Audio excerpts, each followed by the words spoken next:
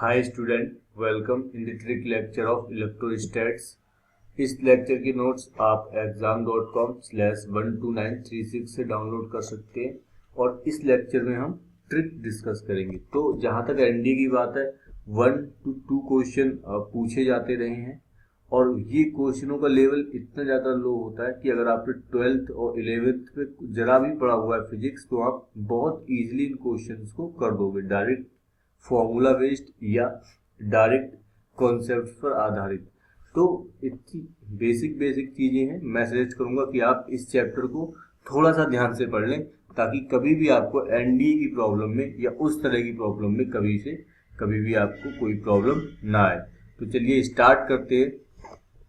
तो first heading लेते हैं, problem based on Coulomb's law. अब कूलॉम्स लॉ होता क्या है, जैसे कि हम रिवीजन वाले लेक्चर में भी डिस्कस कर चुके हैं, कूलॉम्स लॉ के बारे में पढ़ चुके हैं।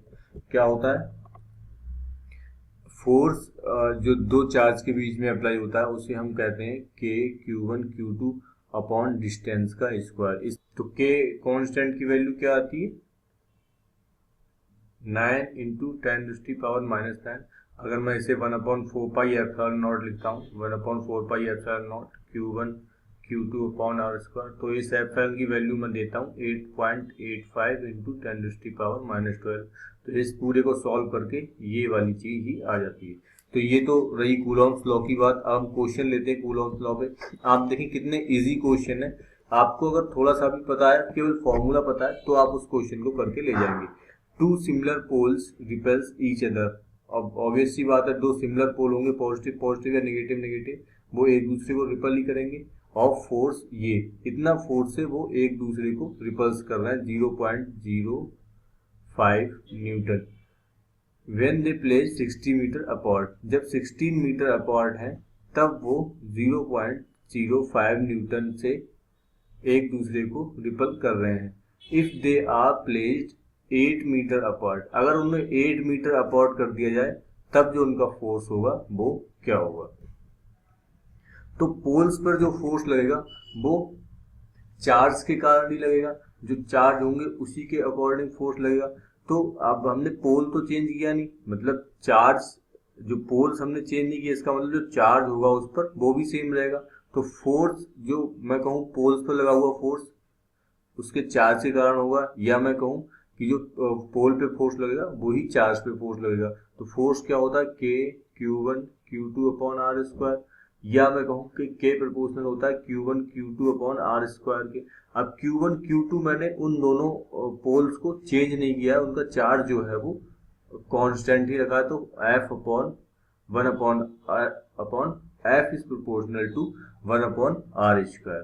तो अगर मैं दूसरा फोर्स निकालूं F2 अपॉन F1, अब ये उसके उल्टे के प्रोपोर्शनल है, तो R1 अपॉन R2 का स्क्वायर। तो मेरा F2 क्या आएगा, R1 मेरा 16 है, फिर मैंने 8 कर दिया इसे, इसका स्क्वायर इंटू F1 मेरा क्या है 0.05, ये 2 का स्क्वायर आ जाएगा 4 आ जाएगा और आपका आंसर आ जाएगा 0.2 न्यूटन। तो आपने देखा कितना इजी क्वेश्चन था, बस आपको ये फॉर्मूला यूज करना था। और फॉर्मूलों में क्योंकि चार्ज कांस्टेंट है, के कांस्टेंट होता ही है, तो ये जो प्रोपोर्शनल आ जाएगा R1 अपॉन R2, ये F2 अपॉन F1 होगा। तो हम यहाँ से F2 की वैल्यू कैलकुलेट कर सकते हैं। ये यहाँ पर जो वैल्यू आएगी वो F2 की वैल्यू आएगी आपका ये स्क्वायर। तो ये एक बहुत इजी क्वेश्चन था। कई बार क्वेश्चन ऐसे भी दे सकता है वो, हालांकि पूछा नहीं गया अब तक, कि दो कूलॉम, 2 पॉइंट चार्ज है, एक का 1 कूलॉम है, दूसरे का 2 कूलॉम है, और ये 1 मीटर डिस्टेंस पर रखे हैं। जैसे आपने 11th-12th में क्वेश्चन किए थे, उस टाइप के क्वेश्चन भी आ सकते हैं। तो हम कैसे करेंगे, 9 into 10⁻⁻9 into 1 Coulomb into 2 Coulomb, दो फोर्स है 1 मीटर डिस्टेंस पर स्क्वायर। तो ये आपका आ जाएगा फोर्स 18 इंटू 10⁻9 न्यूटन। तो इस तरह के क्वेश्चन भी आ सकते हैं, वो मैंने बताया। अब नेक्स्ट क्वेश्चन देखते हैं। Two electrons separated by a distance 1 angstrom in the coulomb force between them। जैसे मैं बात कर रहा था, तो मैं डायरेक्ट ही यहाँ लिख रहा हूँ 9 इंटू 10⁻⁹। दो इलेक्ट्रॉन है, एक इलेक्ट्रॉन का चार्ज माइनस दूसरे इलेक्ट्रॉन का चार्ज, सेपरेटेड बाई 1 एंगस्ट्रॉम का स्क्वायर। तो ये क्या आएगा 9 इंटू 10⁻⁹। मैं यहाँ लिख दूंगा 1.6 इंटू 10⁻⁻19 का स्क्वायर और 10⁻⁻10 ये आपका हो गया 10⁻⁻20। तो जब आप इस चीज को फुल्ली सॉल्व करेंगे तो जो आपका आंसर आएगा वो 2 इंटू 2.3 इंटू 10⁻⁸ न्यूटन आपका ए वाला आंसर आ जाएगा। बस इम्पोर्टेंट है कि आप कैसे इस क्वेश्चन को टैकल करते हैं। कुछ भी नहीं है, बस एक इलेक्ट्रॉन बोला हुआ है, एक यहाँ रखा हुआ है, एक यहाँ रखा हुआ है और उनके बीच की जो डिस्टेंस है वो 1 एंगस्ट्रॉम है। तो कितना वो रिपल्सन फोर्स लगाएंगे एक दूसरे पर, तो हमने यहाँ से कैलकुलेट कर लिया 9 इंटू 10⁻⁹। दोनों का जो Q1 Q2 है तो दोनों के चार्ज की वैल्यू में पुट कर दूंगा 1.6 इंटू 10⁻⁻19 और फिर इधर एंगस्ट्रॉम की वैल्यू पुट करके मैं कैलकुलेट कर लूंगा और मेरा आंसर इजीली कैलकुलेट हो जाएगा। तो ये रही पॉइंट चार्ज के लिए डिस्टेंस की बात। ये फिलहाल एनडीए क्वेश्चन नहीं है, लेकिन इस तरह क्वेश्चन वो एनडीए में आपसे पूछ सकता है। और नेक्स्ट है आपका method of finding electric field. तो इलेक्ट्रिक फील्ड होता क्या है? Electric field is the force experienced by the test charge of 1 coulomb.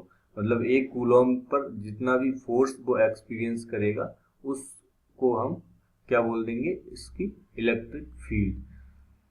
तो ये इलेक्ट्रिक फील्ड की डेफिनेशन है। इसको मैथमेटिकली कैसे दिया जाता है? F upon Q naught. Q naught where is test charge and F is the force. तो चलिए क्वेश्चन लेते हैं। कितने बेसिक क्वेश्चन मैं आपको दिखाता हूँ। Force experienced by 1 unit test charge is called. Directly ही उसने डेफिनेशन पूछ ली कि 1 यूनिट के टेस्ट चार्ज द्वारा जो फोर्स होता है वो क्या बोल रहा है? Electric field. बाकी कुछ भी चीज आपको करने की जरूरत ही नहीं है, देखने की जरूरत ही नहीं है, डायरेक्ट ही क्वेश्चन आएगा 2009 में। मतलब इतने बेसिक क्वेश्चन आ रहे हैं कि आप खुद ही सोचकर हैरानी पड़ जाए कि ये ऐसे क्वेश्चन भी आ सकते हैं। नेक्स्ट हेडिंग की तरफ चलते हैं। नेक्स्ट आपको बोला हुआ है the method of finding electric potential. Electric potential होता क्या है? वर्क डन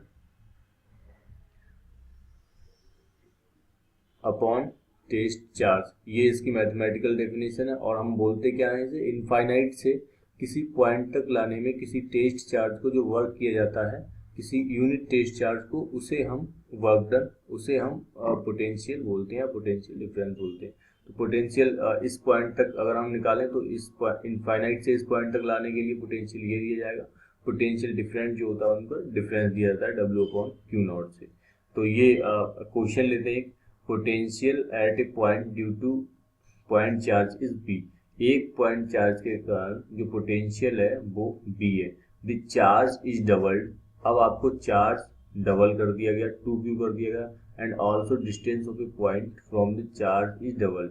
और जो भी डिस्टेंस इसकी होगी वो डिस्टेंस भी मैंने 2R कर दी, जो इसकी पहले R थी। तो मेरा अब सिंपल है। अब क्वेश्चन न्यू पोटेंशियल विल। तो पहले पोटेंशियल मैं क्या लिखूंगा? Q/R। के मैं हमेशा 1/4πε0 को के लिखेंगे हम, सो दैट आपकी क्वेश्चन इजी हो जाए। हम उसको वैल्यू तभी रखेंगे जब आपको न्यूमेरिकल वैल्यू पूछी गई हो, अदरवाइज हम हमेशा के लेके चलेंगे। ये आपका P आ गया। अब न्यू पोटेंशियल क्या होगा? के। अब मैंने क्या किया? उसका चार्ज बोला हुआ है आपको डबल कर दिया गया, तो 2Q कर दिया गया। डिस्टेंस भी उसकी 2R कर दी गई, 2R इसकी डिस्टेंस भी बढ़ा दी गई। तो KQ/R कर दिया गया। KQ/R की वैल्यू मेरी B है। तो जो न्यू पोटेंशियल होगा उसका वो भी सेम ही रहेगा। सेम क्यों रहेगा? क्योंकि ये जो प्रोपोर्शनल होता है Q/R के, तो जैसे आपने Q बढ़ाया, वैसे जैसे ऊपर वाली क्वांटिटी बढ़ाई वैसे ही आपने नीचे वाली क्वांटिटी भी बढ़ा दी। इसका मतलब उसका जो रेशियो है वो कांस्टेंट ही रहा। तो जो पोटेंशियल है उस पॉइंट पर वो भी सेम ही रहेगा। तो ये पोटेंशियल पे एक क्वेश्चन पूछा गया था, वो हमने डिस्कस किया। बहुत ही इजी क्वेश्चन पूछे गए। नेक्स्ट आपका इलेक्ट्रिक फ्लक्स। अगर आप इलेक्ट्रिक फ्लक्स क्या होता है? Phi equals to E delta S into cos theta, where cos theta is the angle between E vector and area vector. तो ये सारे इसके केसेस होते हैं, जैसे हमने रिवीजन वाले लेक्चर में डिस्कस किए थे। नेक्स्ट आपका है problem based on Gauss theorem. Gauss theorem की प्रॉब्लम में हम क्या फाइंड करते हैं? उसका फ्लक्स कितना होगा? तो क्या होता है? Q bounded upon epsilon not. ये उसका गॉस थ्योरम का स्टेटमेंट का जो मैथमेटिकल एक्सप्रेशन है वो ये आता है। अब फाइंड कर लेते हैं, क्वेश्चन लेते हैं। A point charge of 5 micro coulomb, जो क्यू बाउंडेड आपको डायरेक्टली दे दिया गया है 5 माइक्रो कूलम, 5 माइक्रो को मैं कूलम में चेंज कर लूंगा। Placed at centre of sphere of radius 9.2, एक स्फीयर है 9.2 का और इसके सेंटर पर ये कूलम चार्ज प्लेस्ड किया गया है। If epsilon naught value is this one, then the electric flux through the surface of sphere will, तो स्फीयर के सरफेस से कितना फ्लक्स कितना पास होगा। तो सिंपल है, फ्लक्स गॉस लॉ से हम निकाल लेंगे, Q bounded upon epsilon not. Q bounded आपको क्या किया गया, 5 into 10⁻⁻6 coulomb upon epsilon not की वैल्यू रख देंगे 10 इंटू 10⁻5 माइनस 10⁻12, और जो वैल्यू आपकी आ जाएगी वो 65 इंटू 10⁻5, ये आपकी वैल्यू आ जाएगी। और ये वाली आपकी, इसमें से आप आंसर देख लीजिए कौन सा आंसर आ रहा है। अच्छा, मैं यहाँ पर यूनिट छोड़ता जा रहा हूँ। यूनिट में इसलिए छोड़ता जा रहा हूँ क्योंकि सारी जो यूनिट है वो एसआई में ही दी गई है और एसआई में ही पूछी गई है। माइक्रो या इन सब चीज़ों को छोड़ दिया जाए तो बाकी सारी यूनिट सिंपल है, एसआई में ही पूछी। कहीं कुछ भी मीटर की जगह सेंटीमीटर या कुछ भी नहीं किया हुआ है, तो हम डायरेक्टली ही उसका कैलकुलेशन कर सकते हैं। तो ये एक बहुत ही इजी क्वेश्चन था, बस आपको क्यू और एफएन की वैल्यू पुट कर देना था। नेक्स्ट क्वेश्चन लेते हैं, method of finding electrical capacitance. Electrical capacitance में Q equals to CV formula चलता है और पैरेलल प्लेट की कैपेसिटेंस क्या आती है, epsilon not A upon D। तो फिलहाल हम इन दोनों पर बेस्ड क्वेश्चन देखते हैं। सबसे पहले तो पहला क्वेश्चन आपका लेते हैं, क्या बोला हुआ है, the capacity of A parallel plate conductor is doubled. Capacity का पहले फॉर्मूला लिख लेते हैं, epsilon not A upon D। अब ये बोला हुआ है कि ये डबल हो जाएगी, doubling the area of plates. अगर मैं एरिया प्लेट का डबल कर दूं, बाकी कुछ मुझे बोला नहीं हुआ है, तो 2A अपॉन D, मतलब नई जो कैपेसिटी आएगी C डैश वो 2C हो जाएगी, मतलब ये वाली पहले वाले की डबल हो गई, बात सही है। Doubling the distance of separation of plate, separation अगर प्लेट का मैं डबल कर दूं तो क्या हो जाएगा, यहाँ से epsilon not A D upon double बोला हुआ है तो 2D, मतलब C अपॉन 2, मतलब जो कैपेसिटेंस हुई वो प्रीवियस की हाफ हुई, ये चीज गलत है। Reducing the distance between separation of plate of half of original, मतलब ओरिजिनल वाले के हाफ में अगर उसकी डिस्टेंस कर दूं, हाफ कर दूंगा, तो 2 epsilon not A upon D, मतलब प्रीवियस की 2C, मतलब डबल हो गई। थर्ड वाला भी सही है। Four, doubling the both areas of plate distance between the two, doubling the both areas of plate and distance between the separation of line. Area और उसको दोनों को डबल कर दिया जाए तो फिर वो एक दूसरे को कैंसिल आउट कर देंगे और आपकी जो कैपेसिटेंस होगी वो सेम रहेगी, तो ये सी रहेगी। तो मेरा फर्स्ट और थर्ड ही ऑप्शन करेक्ट है। बस आपको सिंपल फॉर्मूला याद हो, फॉर्मूला से आप सिंपली क्वेश्चन कर सकते हैं, कुछ भी इसमें उल्टा सीधा ज्यादा घुमाने फिराने वाली बातें नहीं दी गई है। नेक्स्ट क्वेश्चन की तरफ चलते हैं। नेक्स्ट क्वेश्चन आपको बोला हुआ है कि electric charge is stored in a device called, जिस डिवाइस में इलेक्ट्रिक चार्ज स्टोर होता है वो क्या कहलाती है, आपने पढ़ाई होगा, वो हम उसे कैपेसिटर कहते हैं। कैपेसिटर में ही हम इसको इलेक्ट्रिक चार्ज स्टोर करते हैं। रजिस्टर कोई भी स्टोरिंग चीज कोई भी स्टोर नहीं करता है। ट्रांसफॉर्मर सिर्फ आपको वोल्टेज को रिड्यूस और कम ज्यादा करता है, स्टोरिंग का काम ट्रांसफॉर्मर का भी नहीं है। इंडक्टर जो होता है वो आपको एनर्जी स्टोर करता है in electrical form, in electromagnetic energy form. Electromagnetic energy के फॉर्म में ये एनर्जी स्टोर करता है, लेकिन इलेक्ट्रिक चार्ज स्टोर नहीं करता। तो चार्ज के लिए क्या यूज होता है आपका, कैपेसिटर। नेक्स्ट आपको बोला हुआ है, a conductor bears a charge of 2 microcoulomb 2 millicoulomb and potential ये, the capacitance of capacitor ये, आपको चार्ज दिया गया है 2 millicoulomb ले लिया, एंड पोटेंशियल बोला हुआ है 10⁻³ कूलॉम। तो आपको कैपेसिटेंस पूछी हुई है, तो क्या होता है, Q equals to CV, C equals होता है Q अपॉन B। Q का वैल्यू आपकी आ गई 10⁻³ इसकी वैल्यू आ गई 10⁻³ यानी 2 इंटू 10⁻⁻6 कूलॉम, यानी 2 माइक्रो कूलॉम। बहुत ही इजी क्वेश्चन था। आप Q equal to C V से इसे सॉल्व कर सकते हैं। आपको Q की वैल्यू भी दी गई थी, वोल्टेज की वैल्यू भी दी गई थी, मैंने यहाँ वैल्यू पुट कर दी और आपका आंसर फाइंड कर लिया।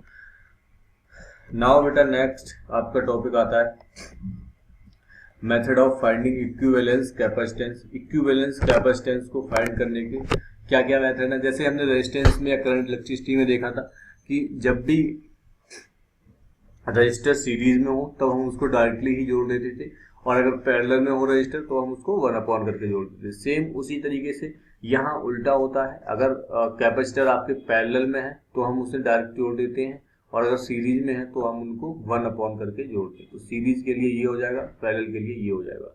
कुछ खास ध्यान देने वाली बात ये है कि अगर दो सेम रेजिस्टेंस को मैंने सीरीज में दो सेम कैपेसिटेंस को मैंने सीरीज में जोड़ा है तो उसका इक्विवेलेंस C/2 आएगा।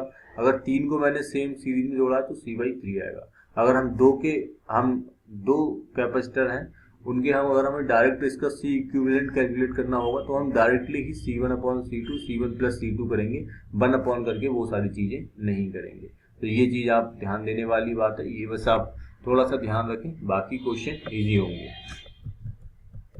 तो क्वेश्चन डिस्कस करते हैं। क्वेश्चन लेते हैं हम अपना 3 capacitors, each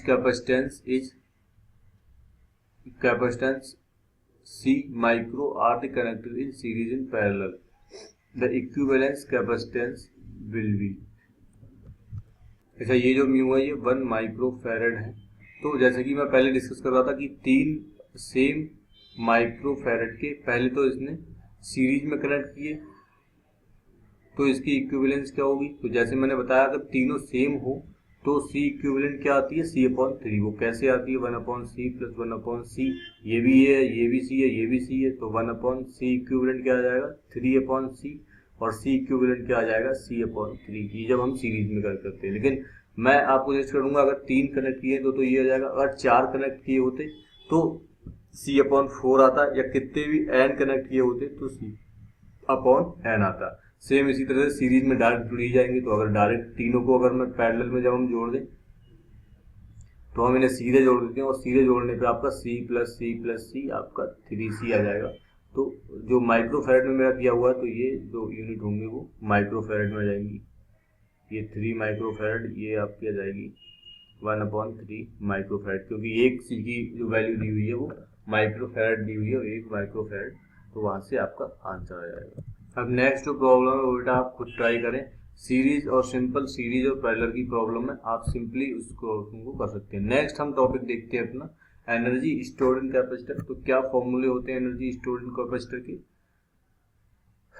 Q²/2C या हाफ CV², या आपको आता है CV²/2C। ये सारे फॉर्मूले होते हैं। कैसे भी बस फॉर्मूले सेम Q = CV आप पुट कर देंगे और यहाँ सॉल्व कर लेंगे तो वो फॉर्मूले आ जाएंगे। एनर्जी डेंसिटी का बेटा एक फॉर्मूला आता है 1/ε0E²। ये एनर्जी डेंसिटी आती है। और अगर आपको एनर्जी कंबाइन करके पूछी जाए कि इस पर U1 एनर्जी है, इस पर U2 एनर्जी खर्च हो रही है, इस पर U3, तो टोटल एनर्जी क्या होगी। तो एनर्जी बेटा सिंपल यूनिट, तो एनर्जी को हम सिंपली ऐड कर देंगे, स्केलर यूनिट है, वो सारी कैपेसिटर्स की एनर्जी ऐड हो जाएगी। तो चलिए क्वेश्चंस देखते हैं इस पर। पहला क्वेश्चन आपको बोला हुआ है the heat generated when conductor of 10 microfarad C = 100 microfarad, the heat generated 10 microfarad is charge by 200 volt charge through the 2 ohm resistance. आपको बोला होगा कि 2 ओम मतलब ये एक कैपेसिटर है जिसकी कैपेसिटेंस मुझे दी गई है, ये एक रेजिस्टेंस है 2 ओम द्वारा ये चार्ज किया गया। तो इस पर हीट जनरेटेड क्या होगी। तो हीट जनरेटेड वही होती है हाफ CV², क्योंकि हाफ CV² इस रेजिस्टेंस पर खर्च होगी और हाफ CV² इसमें एनर्जी स्टोर होगी, और हाफ CV² जो बाकी बचेगी स्टोर होने के बाद वो इसमें हीट की तरह खर्च होगी। तो हाफ CV² में मुझे दोनों चीजें दी हुई है, C की वैल्यू भी दी हुई है 100 माइक्रोफैरड इंटू V² जो मुझे दिया हुआ है 200 का स्क्वायर।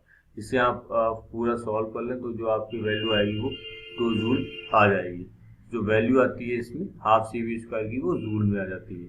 तो इसमें बस आप ये ध्यान रखें कि आर का कोई भी रोल नहीं है, आर का सिर्फ आपको जो हीट होगी, बाकी जो डेसिपेटेड हीट होगी जो बैटरी के स्टोर से रह जाएगी, वो वाली हीट इसमें आपको हीट के रूप में वो वाली एनर्जी आएगी। तो इस आर का ज़्यादा कुछ यहाँ रोल नहीं है। नेक्स्ट एक ब्रीफ क्वेश्चन और देखते हैं बेटा। 4 charges Q each are located at 4 vertices of rectangle tetragon of side L, the potential energy of system। Rectangle tetragon बेटा होता क्या है, अगर मैं ये सिंपल ट्राइंगल बनाऊं और ये एक प्लेन में ट्राइंगल है, एक इसका पॉइंट ऊपर इसके होगा यहाँ कहीं पर, तो ये आपका रेक्टेंगल टेट्रागन हो जाएगा। ये अगर L है तो यहाँ से ये वाली डिस्टेंस भी L होगी, ये वाली डिस्टेंस भी L होगी, ये वाली डिस्टेंस भी L होगी। इस पर Q रखा है, इस पर आपका Q रखा है कैपिटल Q, इस पर कैपिटल Q, इस पर कैपिटल Q, इस पर कैपिटल Q। अब हम किसी भी दो चार्ज के बीच की डिस्टेंस लेंगे तो वो आपकी L आएगी। तो अब हमारे कितने चार्ज हैं, 4 चार्ज है। तो मैं पहले इन दोनों के लिए एनर्जी निकालूंगा, ये मेरे लिए आ गई U1 Q1 Q2, ये इनके बीच की डिस्टेंस R। फिर इसके बीच की U2 में लिखूंगा, फिर इन दोनों के बीच की U3 में लिखूंगा, फिर इन दोनों के बीच की U4 लिखूंगा, फिर इन दोनों के बीच की U5 लिखूंगा, इन दोनों के बीच की U6 लिखूंगा। तो इस तरह से मैं 6 एनर्जी जोड़ूंगा और आप देखेंगे कि 6 की 6, क्योंकि चार्ज सेम है और लेंथ उसकी जो है वो सेम है, तो 6 एनर्जी सारी की सारी सेम आएंगी। तो जब मैं सारी एनर्जी जोड़ दूंगा U1 U2 and this one U6 तक, तो मेरा क्या आएगा 6 Q1 Q2 Q square upon L। और इसकी मैं वैल्यू रख दूंगा जो K आता है यहाँ पर, और 6K, तो 6K की वैल्यू मैं रख दूंगा 4 पाई एप्सिलॉन नॉट और Q स्क्वायर अपॉन L। तो बस आपका क्वेश्चन सिंप्लीफाई हो जाएगा। बस रेक्टेंगल टेट्रागन का मतलब यही था कि सारी साइडों की लेंथ इक्वल है। तो अगर मुझे 4 दिए गए तो मैं हर एक Q के लिए अलग अलग, हर एक सिस्टम, हर एक पेयर ऑफ Q के लिए अलग अलग जो होगी वो पोटेंशियल एनर्जी होगी। तो हर एक पेयर की मैं एक बार लेके एनर्जी जोड़ दूंगा, तो वो मेरे ऐसे 6 पेयर बनेंगे और 6 पेयर की मैंने एनर्जी 6 बार जोड़ दी और वो एनर्जी आपकी ये आ गई। तो ये बेटा पोटेंशियल एनर्जी था। तो यहाँ पर आपने देखा कि यहाँ पर इस इतने ही टाइप के क्वेश्चन पूछे गए थे। यहाँ पर हम लेक्चर को फिनिश करते हैं। एनडीए में फिलहाल 1 या 2 क्वेश्चन ही आते हैं आपके, या तो आपका वो इलेक्ट्रोस्टैट्स कूलॉम्स लॉ से पूछ लेगा, या आपको कुछ पोटेंशियल वगैरह निकलवा लेगा, या आपकी कैपेसिटेंस। 2-3 टॉपिक ही हैं, इनसे ही क्वेश्चन आते हैं, क्वेश्चन बनते हैं। तो बहुत ही इजी चैप्टर है, आप बस एक बार ध्यान से पढ़ लेंगे तो आप इस चैप्टर को कोई क्वेश्चन बहुत ही इजीली कर सकते हैं। तो guys thank you, thanks for watching.